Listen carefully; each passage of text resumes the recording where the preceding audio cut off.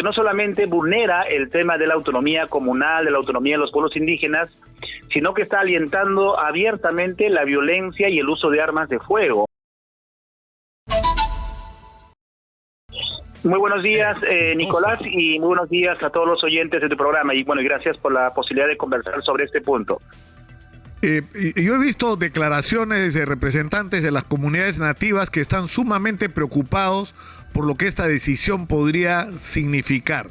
¿Qué es lo que les preocupa, Jaime? ¿De qué estamos hablando? Sí, mira, para empezar hay que señalar que esta norma, esta propuesta de ley ya había sido presentada el año pasado por el Congreso anterior, ¿no? En ese entonces lo presentó un congresista de Alianza para el Progreso y me parece Fuerza Popular.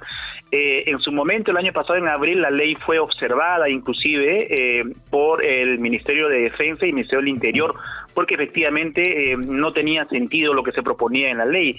La ley fue como dejada de lado, fue observada por el Ejecutivo y este año ha sido retomada por este Congreso y lo han aprobado la semana pasada sin información, sin participación, sin debate, sin nada, y salió publicado, ¿no es cierto?, en el peruano como la ley de comités de autodefensa. Entonces, y la mayoría de organizaciones indígenas y comunales en el país, el año pasado y este año ya se habían pronunciado de lo peligroso que es esta norma, porque está abriendo efectivamente, como tú decías, un escenario casi de enfrentamiento, porque no solamente vulnera el tema de la autonomía comunal, de la autonomía de los pueblos indígenas, sino que está alientando abiertamente la violencia y el uso de armas de fuego, porque lo que, si tú revisas la norma, está diciendo que cualquier grupo se puede organizar a nivel comunal, distrital, provincial, y pueden adquirir, comprar o recibir donación de armas de fuego en zonas de emergencia y pueden hacer uso de esas armas. Bueno, dice que en coordinación con la Policía Nacional y la Fuerza Armada, pero en nuestro país, conociendo la situación como está, esto podría pues efectivamente tratarse de cualquier cosa, inclusive para conformarse grupos paramilitares, como ya ha pasado en otros países, como en Colombia y en otros lugares. Entonces, no se entiende este tipo de normas que aprueba el Congreso, lamentablemente sin participación, sin información, incluso yendo en contra de la opinión de los mismos pueblos indígenas, el mismo Ministerio de Defensa, el mismo Ministerio del Interior, que ya habían señalado su observación a esta peligrosa ley, ¿no? Ahora, la pregunta, yo reitero en hacerla, ¿no? ¿Cuál es la necesidad del armamento de los comités de autodefensa en un momento como este? Y eso te lleva directamente a la pregunta, es cuál es el rol que están cumpliendo en este momento los comités de autodefensa. Porque, digamos, si se les equipara con las rondas, lo lógico sería fusionar las rondas campesinas, que son parte de nuestro sistema de justicia, con los comités de autodefensa. Pero ayer que entrevistamos a una persona que se supone que es representante de los comités de autodefensa, hablaba de la lucha contra el comunismo, es decir, como si estuviéramos en otro momento, ¿no? Donde incluso la necesidad de entregarles escopetas de retrocarga era algo que nadie se podría haber atrevido a discutir, ¿no? O sea, eran comunidades asediadas y atacadas por Sendero Luminoso y tenían que defenderse, ¿no? Pero la pregunta es, ¿qué es lo que justifica en una circunstancia como esta la necesidad de entregar este armamento? ¿Para pelear con quién? Exactamente, y es una pregunta que hay que hacer al Congreso que ha aprobado esta ley. Yo sospecho, por lo que han señalado algunos congresistas, es que en algunas zonas, y lo dice en la misma norma, en algunas zonas donde existe violencia, como el BRAE, y en otros lugares donde hay narcotráfico o grupos de violencia que están yendo en contra de los pueblos indígenas, se podría plantear eso. Pero estamos hablando de casos concretos, y creo que ahí lo que se tiene que aplicar es una política integral de atención en el BRAE, que debe ser planteado por el Ministerio del Interior, el Ministerio de Defensa y las autoridades que correspondan, al Estado en este caso, y no darles armas a libre para que después pueda ser usado de otra forma. Entonces, yo no entiendo tampoco, la única forma que encuentro es que están intentando responder a situaciones de violencia que hay en determinados lugares, pero no en todo el país. Fíjate, Nicolás, que además la norma dice que en lugares donde hay estado de emergencia. ¿Qué pasa, por ejemplo, en zonas extractivas mineras? Por ejemplo, hace poco, en el caso de Cotabambas, por el caso de Las Bambas, se declaró estado de emergencia en ese territorio.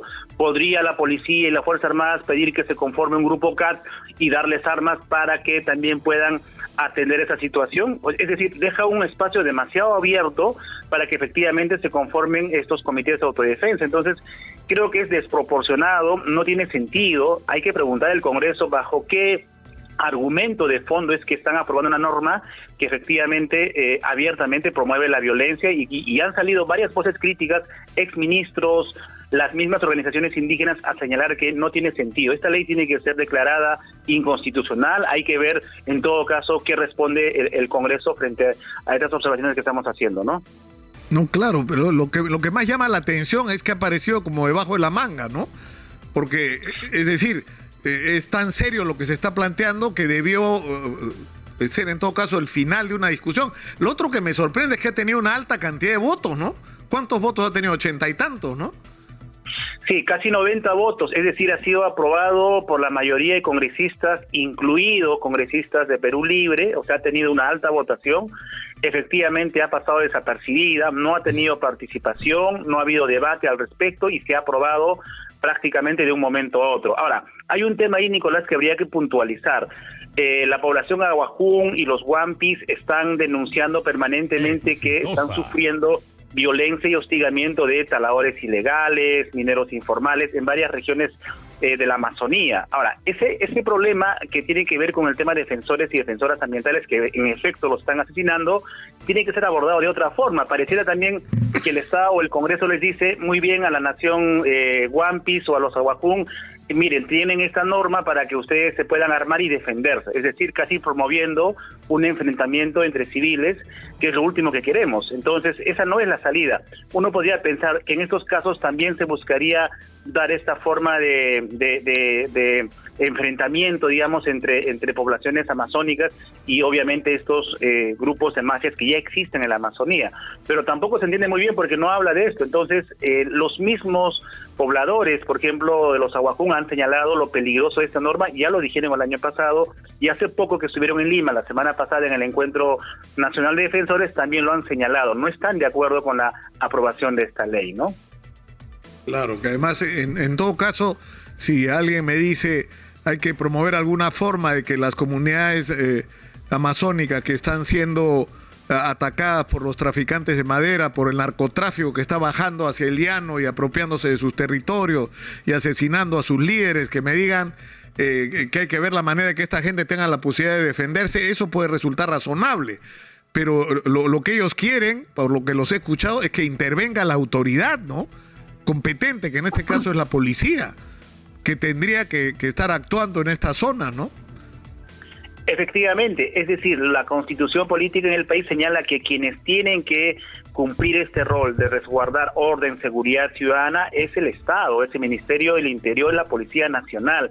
No se resuelve nada dándoles armas. Es más, hasta uno podría pensar, en el caso del pedido de la población amazónica que están sufriendo estos ataques de estos taladores ilegales, entre otros, pues ellos mismos del otro lado podían armarse y darle legalidad a algo que ya están haciendo. Lo dijeron uno de los dirigentes la semana pasada, es decir, están legalizando lo que ya están haciendo en la Amazonía estos grupos ilegales que están asesinando y amenazando a defensores ambientales en la Amazonía. Entonces, o sea, es desproporcionado y este es un rol que le corresponde al Estado, ¿no? Y lamentablemente ahí, efectivamente, el rol de la policía en muchos lugares alejados como la Amazonía, entre otros, donde están en riesgo defensores y defensoras ambientales, no se están tomando pues medidas adecuadas, y eso pasa por otro nivel de discusión.